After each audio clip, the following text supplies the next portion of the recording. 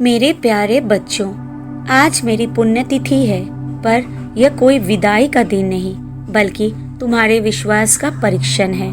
मेरा शरीर भले ही इस धरती पर ना हो, पर मेरा स्नेह और सानिध्य सदैव तुम्हारे साथ है। मैं गया नहीं, मैं हर उस हृदय में जीवित हूँ जिसमें प्रेम, भक्ति और करुणा बसती है।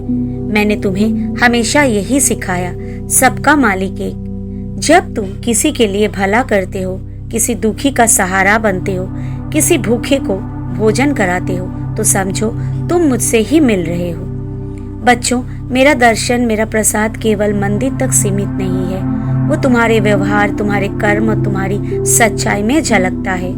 जो मुझे पाना चाहते हैं उन्हें दूर भटकने की आवश्यकता नहीं। मैं तुम्हारे मन के शांत कोने में बैठा हूँ, तुम्हारी हर पुकार सुनता हूँ, हर अश्रु को देखता हूँ। तुम अक्सर कहते हो, बाबा हम दुखी हैं, हमारी सुनो। मैं कहता हूँ, मैं सुन रहा हूँ, पर तुम स्वयं को सुनते हो क्या? दुख इसलिए गहरा लगता है क्योंकि तुम उसे पकड़कर बैठ जाते हो। उसे जाने दो, उसे मेरी चरणों में समर्पित कर दो। विश्वास रखो, जहाँ आंसू बहते हैं वहाँ मेरी कृपा भी बहती है। याद रखो, श्रद्धा मुझ पर नहीं, अपने भीतर के बल पर भी रखो। सबूरी, समय लगेगा, पर जो मेरा है उसे मैं कभी खाली हाथ नहीं लौटाता। जब हालात कठिन हो तो रोने की वजह ये कहो, बाबा मैं जानता हूँ आप है और आप जानेंगे कि मेरे लिए क्या उचित है। इस एक वाक्य में ही मुक्ति, शांति और समाधान छिपा है।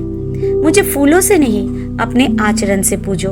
अपने घर में प्रेम का दीप जलाओ, अपने कर्मों में दया की ज्योति जलाओ। किसी थके हुए को हौसला दो, किसी डरे हुए को विश्वास दो। वही मेरी सच्ची आरती है। आज इस पुण्य तिथि पर मैं तुमसे यही कहता हूँ, मैं तुम्हें नहीं छोड़ा। मैं हर उस घड़ी में उपस्थित हूँ जब तुम मुझे सच्चे हृदय से पुकारते हो। तुम मेरा हाथ नहीं देख पा रहे, पर मैं तुम्हारा हाथ थामे हुए हूँ। मत डरो, मत घबराओ। मैंने कहा था, जो शरण में आया उसे मैं खोने नहीं दूंगा। बस इतना याद रखो और आगे बढ़ो। जीवन के मार्ग पर चलो, पर मुझे अपना मार्गदर्शक बनाए रखो। मेरी कृपा, मेरा आशीर्वाद तुम्हारे संग है, आज, कल और सदैव। तुम्हारा बाबा।